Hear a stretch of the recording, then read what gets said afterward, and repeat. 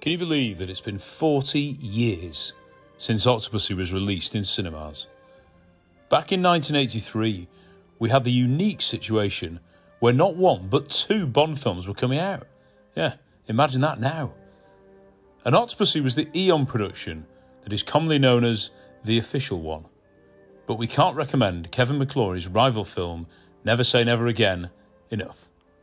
Octopussy was coming up against the might of Sean Connery and the rights to Blofeld and Spectre, but had several things that any other rival film could never have. Firstly, the gun barrel. Yeah, remember them? They also had the Bond theme itself, and composer John Barry was back. They had all the series regulars, including director John Glenn, screenwriters Dick Maybaum and Michael G. Wilson, producer Cubby Broccoli, as well as cast regulars Robert Brown, Desmond Llewellyn and Lois Maxwell. But its prize asset was, of course, Roger Moore, returning for the sixth time as 007. The result was arguably the Bond which had everything. A spectacular pre-title sequence, exotic locations, less exotic locations, a serious and complicated Cold War plot, a megalomaniac villain, a charming realistic villain, two stunning Bond girls, gadgets galore, a string of set pieces which went further than any before. It had silly humour. It had deadly serious moments. It had tense scenes. It had ridiculous moments. It had a pulsating finale, and it packed all this into just over 2 hours. Maybe for some this was the film's biggest problem, an uneven tone and lack of consistency. But for us, it remains the Bond film we watched the most as kids, and the one we can come back to again and again. To celebrate the anniversary, we gathered to discuss why we love the film so much, and it was great to have so many of you guys contribute with your thoughts. You'll also see snippets from our interviews with director John Glenn, Tony and David Meyer, who played Mishka and Grishka, Kabir Bedi's turban expert, Del Singh, Paul Weston, who coordinated all the stunts, Andy Bradford, who played 009, and special effects designer John Richardson. You may notice that Steve Clamp was having his dinner throughout our chat, but sit back, relax, and listen to us waffle on about one of the greatest films ever made.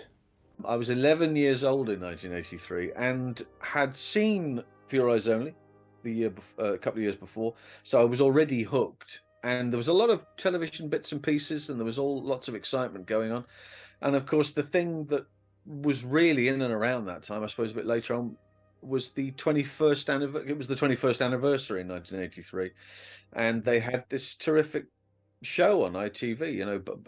21 years of James. Ronald Reagan was making comments about it, and they had celebrities of the day commenting about how marvelous Bond was. And of course, cinemas had changed a lot. You could walk in partway through the movie, stay right the way through the first part of the movie, then people would leave. So we were in there from the start of the film. We arrived well before the Pearl and Dean and the trailers. It was the Curzon Cinema in Loughborough, which is still there and still doing business today. There was that constant stream of people who were coming in and were arriving at a certain point, and then they would leave because they'd arrived earlier at a previous point, and then they would leave. I didn't realise what that was until later on. I realised that was going on.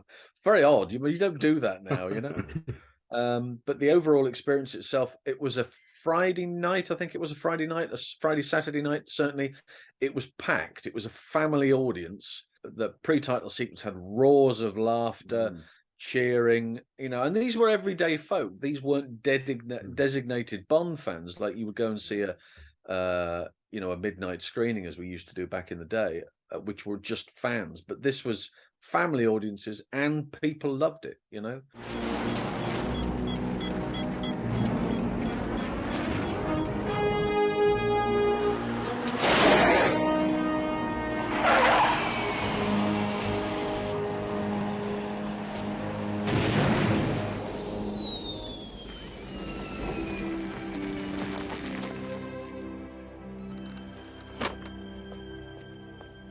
Fill her up, please. Seems to be quite a lot in your films of these characters, these people who are living rurally, or these people who, like the guy at the petrol pump in Octopussy, for example, are they people that you would find just hanging around, or are they actual actors, or how do they fit into the casting? They were the one in Octopussy was an actor. We shot that on Pinewood. Peter Lamont built a little petrol station. That line, "fill her up," and then the title come up, and then people, they were loving it. It was really fabulous. So yeah, it was a great experience. I remember seeing it at the time, and then I don't think I saw it again until probably the mid-90s. I would have thought when the videos came out, the video collection. I'd probably seen it. Maybe I'm not entirely certain what year it came out on TV. I don't remember when it came out on TV the first time. Certainly, it was either that or then watching it on the television. And again, that was another great experience, because a Bond movie premiered, a Bond movie on ITV was a big thing back then, and it would get the front cover of the TV Times and all that sort of stuff, which back in the day when you had your two magazines, your TV Times and your Radio Times. You could have seen like For Your Eyes Only in 81, and then Octopussy in 83, A View to a Kill in 85, and then only then does For Your Eyes Only come on TV. Yes, I think it was. I think it was the 87 collection. That's right. So that was the grey covered VHSs. I remember those. And I think that was the first time that I owned it. And then subsequently got them for Christmas or birthday, I think, leading up to that point. But it was a great experience to see it at the time. And it's always stuck with me, And around that sort of time, again, we would see similar movies of similar. Oh, you like this? Well, you like Superman 3. That's coming out. Yeah. So the trailer for that and all that sort of stuff. So it was brilliant. Really good times. But it's always been one of my favorites, definitely. But it was great to see the response that it got back then, as I say, from ordinary paying punters. What was the reaction from sort of the general public at the time? These things are quite difficult to tell nowadays. Yeah, true. I think back then people knew what they were getting. They went because they wanted to have a really daft pre-title sequence, something funny. Roger doing lots of quips, kissing the girls, going off to exciting locations. A funny thing also, when he arrives in India and VJ plays the Bond theme on the he's charming the snake, belly laughs in the audience. All that sort of stuff going on. And Dad giving me the elbow because he goes, "Oh, that's the Bond thing." So that sort of stuff, which I thought was really nice.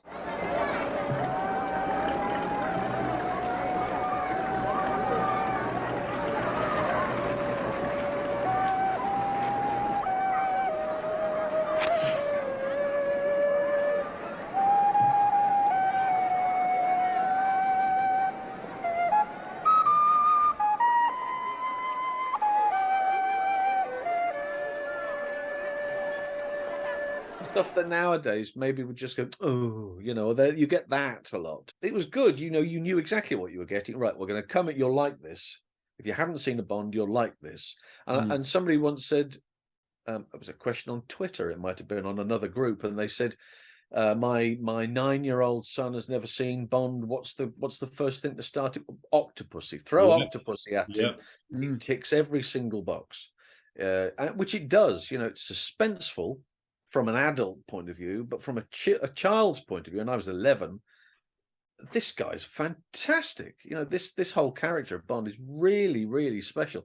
I'd like to be him one day, that sort of stuff. And he knows his way around a menu. He knows all the barmen know him and all that sort of stuff. And it's just, you think, hey, this guy's got something. He gets a wardrobe problem with his jacket. Well, he just hands it to somebody and they bring it back fixed. Oh, thank you very much.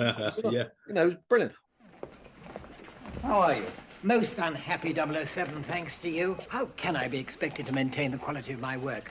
Sent out here at a moment's notice, no proper facilities. Yes, well, you wouldn't have a smaller piece of thread than that, would you, Q? Somebody seems to have stuck a knife in my wallet. Oh, they missed you. What a pity.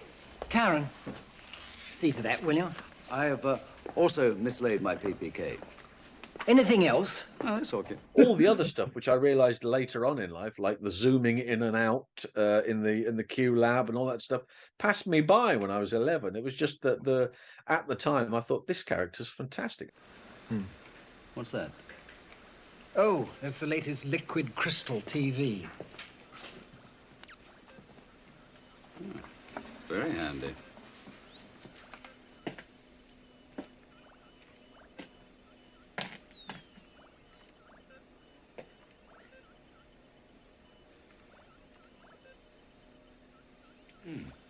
Perfect image, Q.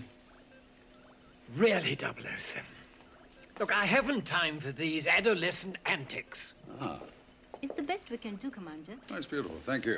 It's a great roller coaster ride. It's a brilliant thriller. I think it's lovely. I'm Harry from Really 007, and sadly I couldn't join in with the Octopussy chat for its 40th anniversary, and I was devastated to miss it. I, like everyone, have got really passionate views about the film, actually. My sort of passion for the film has always been there, but I think it really kind of kicked into gear once we reviewed it as a podcast, even though I wasn't on that episode. Listening to the podcast, and the love was just amazing. Tom, my oldest brother, has always gone on about it and still does. I think it's way up there for him, maybe even in second or first place. But that's been a bit infectious, and I've started to develop a real appreciation for the film that has added an extra layer on top for my love for it, because it's not been that I've never loved it. I've always loved Octopussy. Octopussy has been a very fond and familiar film for me growing up. We always watched the Roger Moores as brothers on video, and Octopussy was one of those that we kept putting into the video player over and over again until it probably wore out. But it's only in recent years, obviously being a bit more grown up now, only a bit more grown up, that I've started to notice things that are actually quite special about this film. I, like many others, have a real fondness for John Glenn, and this, for me, is kind of John Glenn and Roger Moore hitting their stride with a few things. I absolutely love For Your Eyes Only. It's one of my favourites, and I will always champion it. But it feels like this is the one where Glenn and Moore strike an unbelievable balance of all those things that we're so familiar with now in terms of action, story, comedy, romance, emotion, threat, all the things that John Glenn gets in the perfect balance. We see them here in Octopussy, because what it has, perhaps compared to For Your Eyes Only, is the more exotic location. And as John Glenn's mentioned before, he loves animals and working with animals, and you see that kind of coming through in Octopussy in abundance. And I know some bits are perhaps go a bit beyond, and some people might view as silly. But not for me at all. I enjoy them. They're entertaining. John Glenn is so efficient with his filmmaking and so entertaining. So much so that I don't fully understand Octopussy.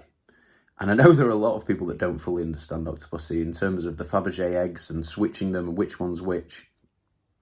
And not just that, but how it links in with the plot. It's a complicated film, but goodness me, it's entertaining. I am showing it my 5-year-old, and they are loving it. And it's not just to do with the plot. Of course, it's probably hardly anything to do with the plot. It's to do with what they're seeing James Bond do, the places he's going to. It's not just locations in terms of countries, but in terms of like the palaces, the circus tent, those places, just brilliant places to look at.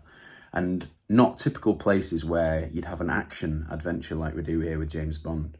As well as Roger Moore being absolutely brilliant in it. He's obviously just superb, and I don't need to go on too much. But it's a great set of characters he has around him. VJ is an incredible ally who is so warm, and you almost immediately feel a connection with, and you want to have more time with him on screen. John Glenn is able to do what he does best and kill him off, which has great emotional impact. And it then brings out that side of Roger Moore where he wants justice for an ally that he's lost, just like he did in For Your Eyes Only. And then you've got Maud Adams as Octopussy, who's just a brilliant character. Brings incredible mystery to the film. Obviously, the title is Octopussy, but despite that, she just adds a whole mist of questions and mystery and relationships in the film. She has a really interesting twist on. Obviously, her relationship with Bond is absolutely brilliant, and I know a lot of people think that she is Roger Moore's Bond woman, but it's also relationships with, well, Kamal Khan. That is an incredible and really interesting dynamic. Not many other Bond films have gone down, and it creates so many questions for us as a viewer when you're watching it for the first time and you're trying to work out who she is and who she is for. those relationships are brilliantly done. But it's not, it's not just her. I've mentioned Kamal Khan. What a brilliant villain he is. Again, really original. Totally different. Charming but slimy. Scary but civilized. He can do things without moving many muscles. He's rigid and doesn't give much away with his facial expressions, but he is scary. He can make scary and bad things happen, and you get that really clearly from what he says and what he does. And obviously he's got Gobinder, a brilliant, brilliant henchman. Again, not seen anything like that before. With so many films into the franchise, and this is something new, Gobinder. And he is scary without doing an enormous amount. It's presence. There's so much presence from the characters in these films. Burkoff just doing an incredible, incredible job. He offers a different type of villainy where he is ruthless, rigorous, and pushing too much. Eventually it doesn't work out for him. But you've got so much going on in this film, in so many amazing locations. And I've mentioned action adventure, but there are the bits of comedy, of course. But what about that fairly scary, horrifying opening with 009 wearing the clown fits, and the twins? I mean, this is just an ensemble of amazing, amazing characters in incredible places, following the trail of a brilliant mystery. And it climaxes in a really underrated fashion, I think. This plane fight and setting Octopussy free on the plane and managing to get off into just amazing things, and a great death for Kamal Khan. Perhaps some of the reason, we've talked about it, and many people have talked about how Bond dressing up as a clown is silly, and that mistakenly gets put at the front of people's minds as a silly thing, but I actually think it's brilliant in the film. I think it's an incredible technique to bring tension and juxtapose all that intensity from defusing a bomb with this disguise, and the expression of the clown is just incredible. And Roger Moore does that so well. These outfits that you're getting, that clown outfit that's used a few times, obviously Bond dresses as a gorilla just for a moment or two, but there's just so much to mention. Some people put this clown thing at the forefront and misrepresent it, and I think even the title might make some people think that this is just a silly one. Roger Moore has the reputation of being the fun one, and he's in a film called Octopussy, so some people might think, typical Roger Moore James Bond, but no, this is a serious film with a plot that thickens and thickens and concludes in an epic way and takes Bond to some desperate places with the death of VJ and following Octopussy and the history that those two characters have together, Bond and Octopussy. It is not a silly film. There are silly moments in it, not silly in a bad way, there are fun moments, I mean, but this is a very, very strong spy action adventure. It's an adventure, and there is elements of thriller, there's horror in there, it's got everything. And I think that's why, for me, it's a really good Sunday afternoon James Bond film. It's adventurous, it's ambitious, it is efficient in its storytelling, and it's incredibly entertaining. So I think it's a massive hats off to the cast members and John Glenn and all the cast and crew that have put so much into this film, because it's a one-off, isn't it? It's unlike any other, really, and that's something to be applauded, and something I always want to see from a new Bond film, how they can stick within the formula of a James Bond film but innovate and bring new and fresh ideas within the formula, and that is just what you get with Octopussy. It goes to places and does things that haven't been seen before but within the James Bond formula. And I think it needs huge, huge admiration for what it does, and shouldn't be written off as silly at all, but in fact it should be taken really seriously as one of the strongest James Bond films. Chris, were you old enough? No, you weren't old enough to see it. No, I wasn't old enough. I was alive. Quite as old as me. No. So I was, I would have been 2. So yeah. So I obviously didn't see it at the cinema. I think my earliest memory of Octopussy was ITV, possibly Christmas. It was certainly a bank holiday, and watching it with the family. And I think it may have been like the first Bond film like my grandparents had seen for years or something like that, and it went down just as you'd expect. Everyone laughed at all, like John said, everyone laughed at the right moments. Everyone was like glued, to the stunts and everything. He just played as you'd expect, that like I say, everything hit perfectly.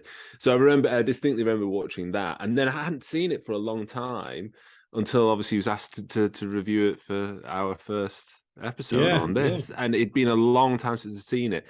And over the years, it's slightly, I don't know. I think because I just remember it being quite plot heavy. That was my memories. That, like you say, lots of talking. Fast forward to talking bits. I just remember it being in India, lots of talking, and something to do with an auction. And then when I went back and watched it, I was so surprised just how well. And like John said, it's such a great thriller, and it's such an engaging story that. It's not always the easiest thing, the plot to follow in terms of who's doing what with what jewelry and to whom.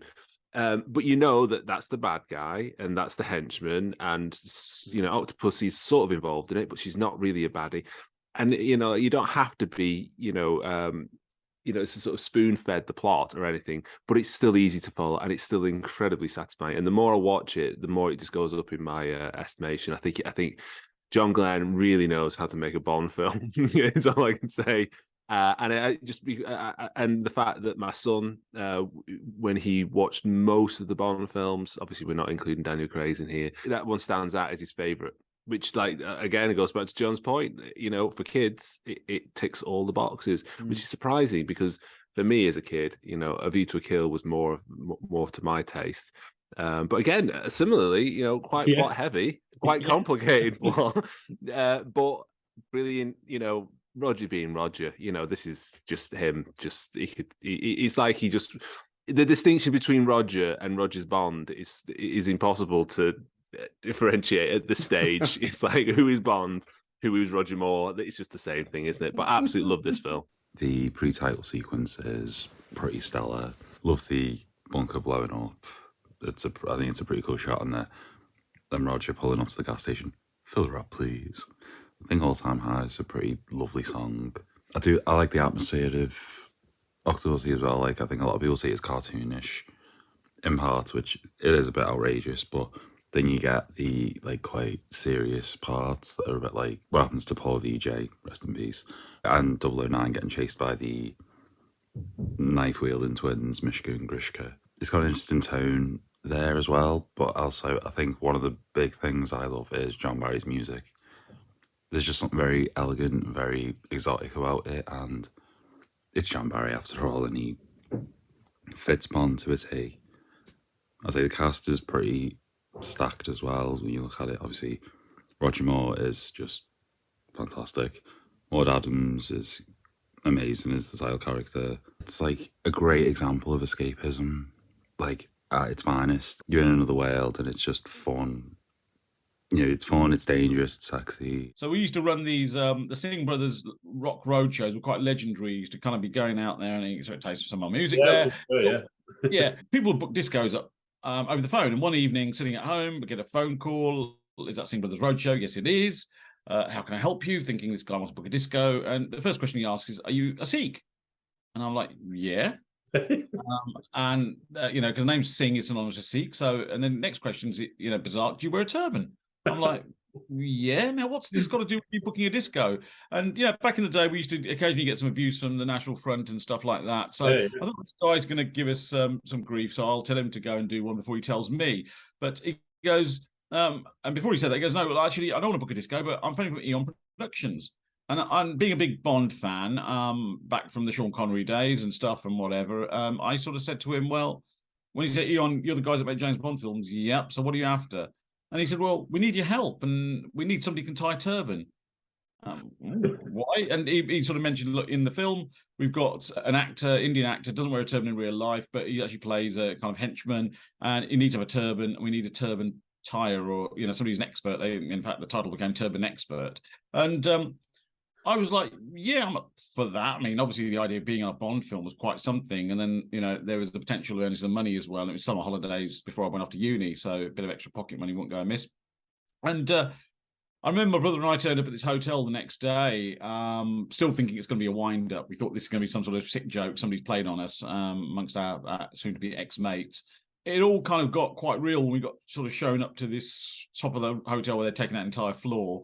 Walked into this room, and kind of one side of the room, the eyes are immediately drawn to this big smoke, puff of smoke going up, and underneath it is Roger Moore with a massive cigar. Oh. You think, geez, that's 007 over there. And then Kabir Bedi comes striding across, really handsome guy.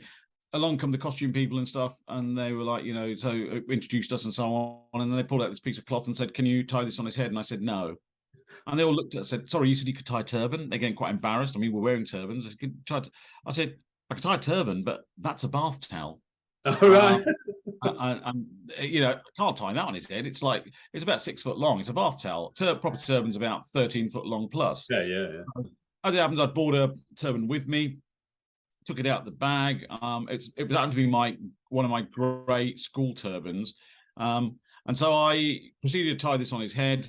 And when it went on, it looked absolutely magnificent. And, because he's a big guy, so it layered on nicely and it looked good. And then he started moving around. He said, "It's not going anywhere. It's not moving. It looks good and it feels good. And, I like this." And they were like, "Great, you're hired. It's £50 a day."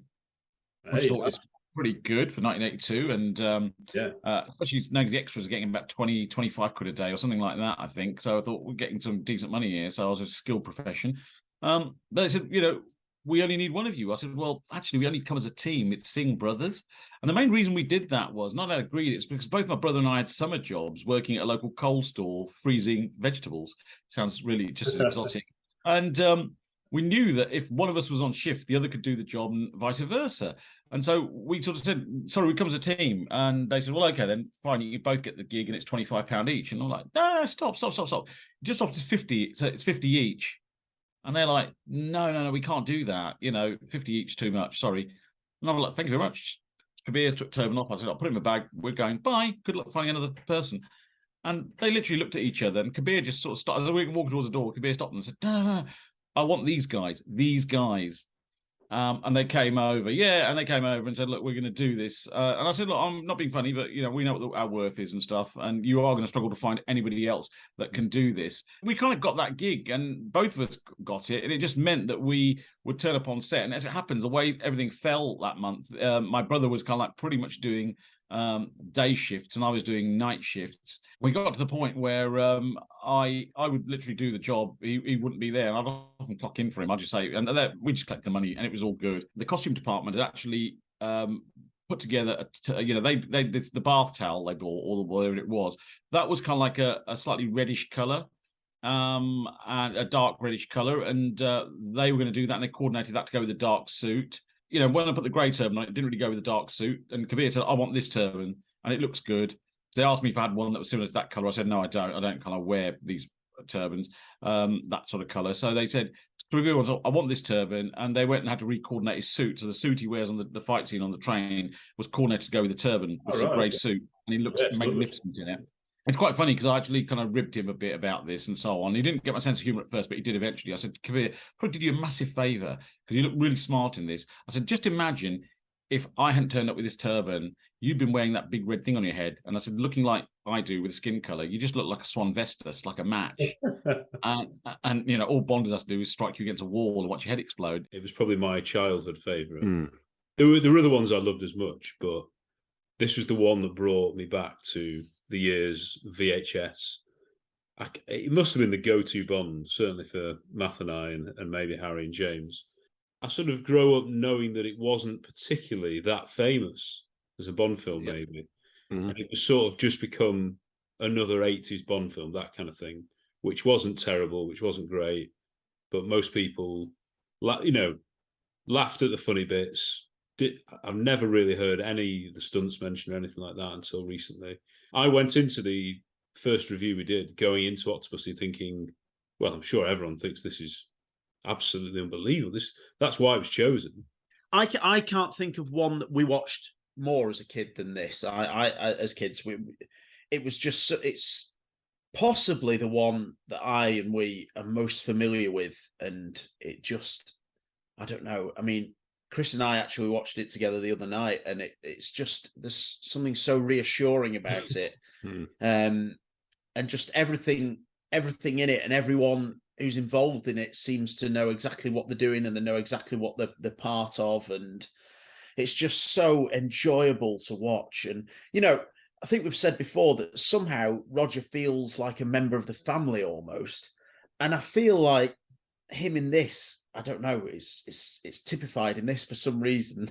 Not that you'd want, you member of your family doing all the things that he does in this, but it's just absolutely brilliant. As long as I can remember, I've known Octopussy, the film, and loved it, and I still do to this day. I just think it's wonderful.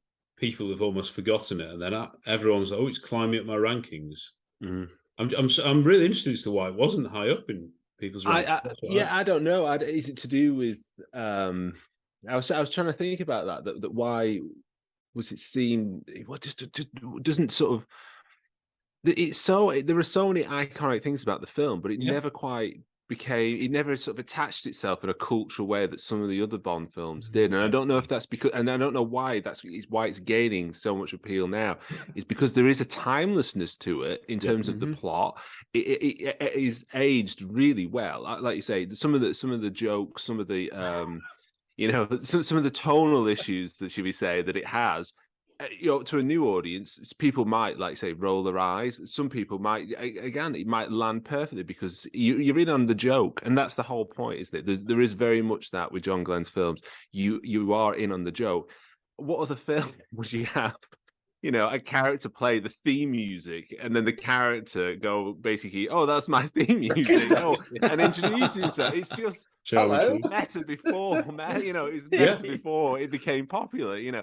And I do think it is it's a very classy Bond. I think it has like I say, it has a timelessness to it. I think his relationship, with Octopussy is mature, in both sense of that. It feels that it is grounded, and the plot moves along. The set pieces, the stunts are fantastic, but also grounded as well. It doesn't sort of go too far and become too fantastical. I think the plot is obviously the main thing here, is because it's just an engaging story that is, again, timeless. You could remake Octopussy now, and it would hit, I think, just as well. But it is, I don't know, like you say, when you compare to something like A View to a Kill, you've got Silicon Valley, which is ages it. You've got obviously Grace Jones, which ages it to a certain period when she was very popular. There are certain things that really age it. But watching Octopussy the other day, it's just Roger looks great in it. And the acting, the characters, it's much more. I don't know. It just feels like much more sophisticated, and the characters much more. Kamal Khan is not necessarily he's a baddie, but he's not one-dimensional and a terrible person. It's Steven Berkoff is absolute nuts, and it's brilliant to watch him, chewing up the scenery. So it's, I think it has so much going for it, and I think that's why it sort of found this new audience. You could put it on, and that kids will love it. That your gran will love it, and I can't think of any other Bond films that would be guaranteed to pretty much everyone. I remember when I was sort of revising it for the first review we did, and Jennifer just came on, and it was the Penelope Smallbone scene. I was like, "Oh, you love this! This is unbelievable." Didn't know who Penelope Smallbone was, just knew it was Moneypenny Bond. She absolutely loved it. Well, I must say you become more beautiful every day. I am over here. Well, of course you are. And this is Miss Penelope Smallbone, my new assistant. Miss Smallbone? What can I say, Moneypenny? Except that she is as attractive and as charming. As I used to be? I didn't say that. Oh, you're such a flatterer, James. Oh, Moneypenny, there never has been, and there never will be anybody but you. So you've told me. Welcome to Universal Exports. I don't know anyone who wouldn't find that scene funny. the auction scene. It is a greatest hits of Bond in many ways.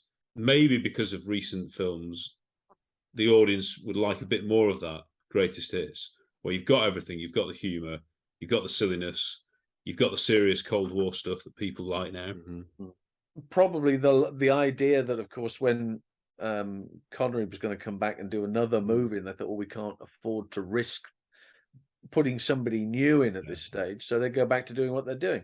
Roger does what Roger does. He would be the first to lampoon the whole idea that he has a number of different approaches and a number of different styles, and he could do eyebrow up and eyebrow down and blah blah, etc., etc. But nobody understands that character, the 1973 to 1985 character of Bond, better than Roger Moore, who played it absolutely right. This is the Bond you're getting. And he played him playing Roger Moore, playing Bond, playing Brett Sinclair, playing Simon Templar. It's a big, because you can take a bunch of those scenes out of that and drop them into an episode of The Persuaders, or drop them into The Wild Geese, or drop them into something else. It works because that's what Roger does. I've never had an opportunity to see, I know they're about somewhere, but I've never had an opportunity to see a shooting script from a Roger Bond picture. And I would be very interested to see it and to compare the amount of dialogue that is then removed, or indeed edited from the final that final cut from the shoot itself, because I would imagine that he, he doesn't say a lot. His Bond doesn't have a great deal of dialogue. He is Schwarzenegger-esque during those, in comparison. Comes on screen, does the job, says the line, moves on, and the audience goes with him. And and I think that's something that we probably need. You need something like that. You need reassurance that, right, I'm going to sit here, I've paid my money, and I'm going to sit here and be thoroughly entertained by this. And as soon as he arrives on the screen, you go, safe pair of hands. You know exactly what's going on. That moment when he gets into the plane, the horse's backside goes up in the air, and he gets into the plane, you can feel the tension in the room going, oh, this is going to be good. They know something good's going to happen, because Roger's in a small plane and he's being chased by a missile. What could possibly go wrong? An audience that right across the board that you can appeal to, and a product that you can appeal to an entire audience. Roger just continues to deliver, and I think he does it very well. He's got a fair amount of range that we've seen in this, that we've seen in other movies. That people forget that he's all right. He's playing these characters because he's good at playing these characters, but he is an actor and he does do it very well. And so the stuff that he is going through, and that the moments with Octopussy and the scenes where the two of them are very close together, and that type of stuff, explaining about the past and the father and the stuff, and that's pretty good. And John Glenn would have been very happy with that, having a safe pair of hands like Roger on set. I think that's important. Most people, the general public would say Spy Love Me is probably their favourite Roger film, but I think he's more likable as a person maybe in this one, even though he's really funny in Spy Love Me, isn't he? But he can be a bit of a dick at times. Whereas in Octopussy, he's just okay. Yeah, he has been a bit naughty, isn't he, in the Q scene? Yeah, but with actual genuine characters, the connections he forms with them, like VJ and Octopussy, they really do. They do really. I don't know. They stick a bit more than in these other films. I do think it's his best performance. I'll say that. Yeah, no, I think you're right. I think this is, like I say, it's him kind of combining you've seen him change so much, in terms of him trying to find the balance of, where he sits in, this on the spectrum of how playing Bond. It's, it's like you say, it's Connery, and at one end it's, it's someone else. And I think, from, the Man with the Golden Gun, where he is quite, he's quite ruthless in that. And then you see that reappear in For Your Eyes Only. And I think that Octopussy is for me, is just the perfect balance of him, like I say, just being much more mature and confident. But then you do get, it's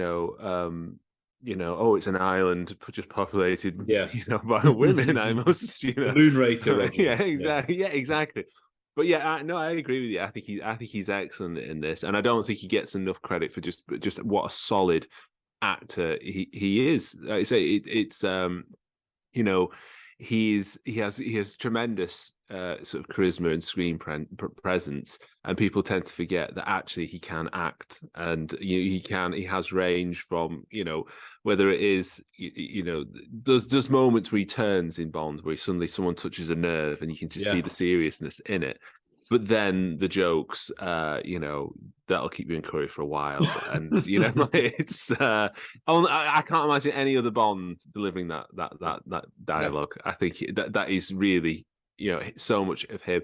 And like John saying, like, it would be interesting to see what he does, rather what he did in terms of those scripts, when it came to dialogue, whether he was just like, actually, can I rephrase this because it's more the way that I would say it rather than Michael Wilson or would write it. So it would be quite an interesting exercise. Well, he always put before. Yeah. Good evening, Bond fan friends, and really 007 followers across the globe. Not just nationwide, but worldwide. My name's Kieran, and we are here today for the same reason, because we are celebrating the 40th anniversary, the ruby birthday of the one and only Octopussy. Yes, that's the title, and Ian Fleming coined that, so it is what it is. It's a title that does baffle and bemuse certain viewers and followers when they are first introduced to the film. But for me, title aside, this is a film of great qualities, and they are certainly in abundance. So without further ado, I'm going to divulge my sentiments and thoughts in relation to this film and what I love about it so much. So let's not clown around any longer, shall we? You see what I did there? Okay, so the question I will ask myself is, what do I like about this film? What is it that is so special for me in regards to Octopussy? First and foremost, of course, Sir Roger. He's my Bond, he always has been, and he always will be. And even though there's argument for Sir Roger's age within this film, for me, I think he carries himself rather wonderfully, actually. He's got a quality, he's like a fine wine. Like a fine wine. He's like a fine wine, he's getting better with age. Now, of course, there's lots of debate for the next instalment, A View to a Kill, but let's not enter into that territory today, shall we? But in this film, yes, he's older, and I think there's a certain wisdom that comes with that age. Like a fine wine, he's getting better. And, well, for 55, he looks phenomenal. Now, of course, by this point, he had been playing the part for 10 years, and there was uncertainty before the film went into pre-production, or when it was in the early stages, as to whether he would return. For me, I'm very grateful that he did. Of course, there were lots of other actors considered, and of course tested. James Brolin? Crikey, I haven't even started this one yet. James Brolin, for example. And but yes, I feel they made the right choice with Sir Roger, especially in light of the other James Bond movie that, of course, made an appearance in 1983. It was The Battle of the Bonds, after all. But we shan't mention that film either. Anyway, yes, of course, Sir Roger Moore is the fundamental centrepiece of this film, and one of the many reasons why I adore this film as much as I do. I think he is absolutely wonderful, and like a fine wine, he is getting better with age. I think there's a great dynamic between him and, of course, the other cast members, not least the main Bond girl, Octopussy herself. Of course, Roger was famous for having a great relationship with Maud Adams. It's widely known that they had a great chemistry together, both on screen and off screen. And I feel that translates perfectly through this medium, this picture. And I think their dynamic is wonderful. You can certainly see it there. And I think it's potentially the best dynamic that he has with a leading Bond girl. Also, the dynamic between the Bond girls themselves is also really rather nice. And the villains.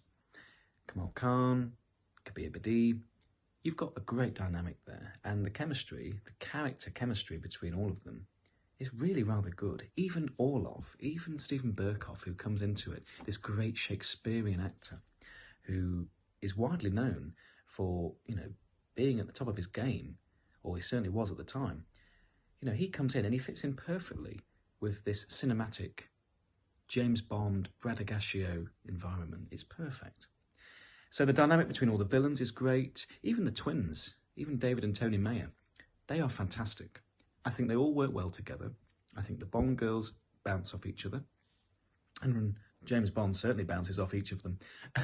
But no, I think there's a great dynamic between all of these characters. And of course, the plot line. The plot line, I think, is absolutely brilliant and sadly, tragically, not too far removed from certain events that are happening in the world as we speak, between the East and, of course, the West. This is a plot line that is tangible, I suppose, and could potentially take place, heaven forbid. Of course, none of us would ever want it to, but it's something that isn't too far removed from the realms of reality. Some plot lines, of course, are a little bit more exaggerated and far-fetched, but Octopussy is certainly something that you could potentially see happening if you squint your eyes. The music is phenomenal. I adore John Barry's score, and controversially, this is one of my favourite film themes. I think All Time High is absolutely outstanding. Truly, really is outstanding. And it's a killer Bond theme. Even though it's a slower, more melodic Bond theme, it's absolutely superb. There's just so many elements with this film. Great cameos, well, extended cameos, I suppose. Supporting roles we'll go with when it comes to the likes of Vijay Armitage and other character actors within the film. I just think this film genuinely has everything that you could want from a Bond film, especially a film of the 80s. That element of cheese was still there from the 70s, and it was perfect for its time, and it's still perfect today. It's a great film, and to be able to go down to the Nene Valley Railway this last weekend and celebrate with many like-minded fans, the cast and the crew, and have glorious weather to boot, was a celebration that I will remember for a very long time to come. It was a joy to be there. Here is to Octopussy, 40 years young. I will raise a glass, and here is to the next 40 years. Chin chin, folks. Let's all go out on an all-time high and enjoy this film for the next 40 years and beyond. Bye for now. Hi folks, I'm in London, as you can tell, this black cab, and also an alarmingly pink Jeep. Don't know what all that's about. But I'm here to wish happy birthday to Octopussy. I'm sure some of you already worked out the location I'm at. I feel really underdressed today. I feel like I should really be wearing a customary bow tie to represent Jim Fanning's interest in this.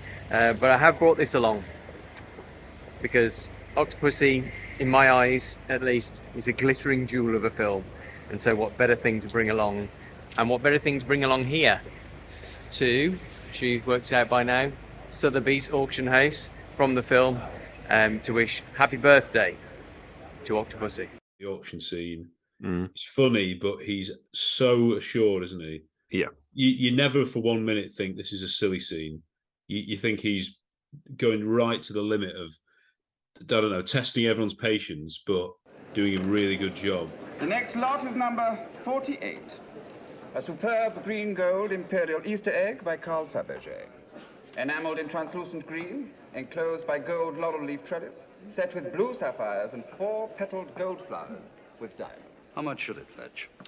250, 300,000 pounds. Anything more, we're crazy. Used by Tsar Nicholas in 1897 in Moscow. Property of a lady. Well, there are quite a few ladies here. She wouldn't have to be here in person, you know. She would always be represented by proxy. I'll start it at 150,000 pounds. 150. 60. 170. 170. 180. 190. 200. Against you, madam. Any more? Now, there is a lady. 220,000 pounds. 240. James, stick to the business in hand. 260,000 pounds. 280. 300,000 pounds. And 20.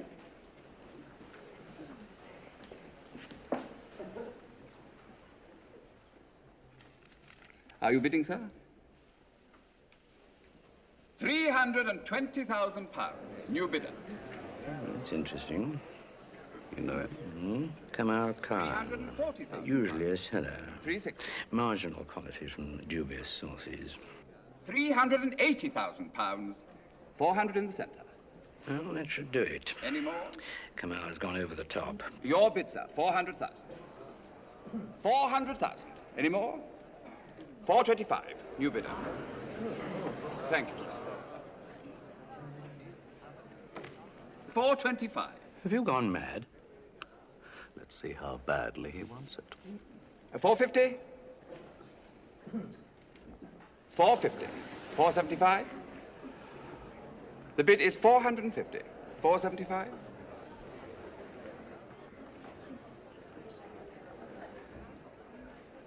Against you, sir.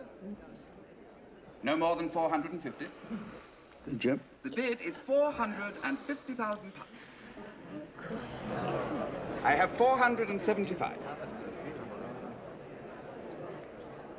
500,000 pounds. 500,000 pounds. I have £500,000. All done? Any more? Yours, sir. 500,000 pounds. The next lot is number. He could have been stuck with it. I doubt it. He had to buy. But why? That's what I intend to find out. It really doesn't get better for me, that. And the way it ends with that's what I intend to find out. That's it for part 1 of our Octopussy 40th anniversary celebration, but keep watching for part 2.